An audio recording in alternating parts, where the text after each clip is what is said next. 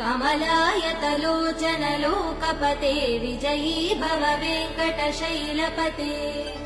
सचतुर्मुख षण्मुख पञ्चमुख प्रमुखाखिल दैवतमौलिमने शरणागत वत्सल सारनिधे परिपालय मां वृषशैलपते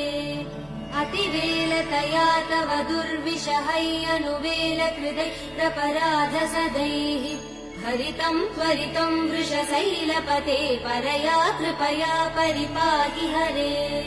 अधिवेङ्कटशैलमुदारमते जनताभिमतादिकदानरतात् परदेवदया गदितान् निगमै कमलादयितान् परं कलये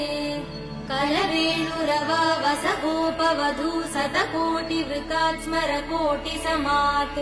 प्रतिवल्लविकाभिमदात् सुखदात् वसुदेव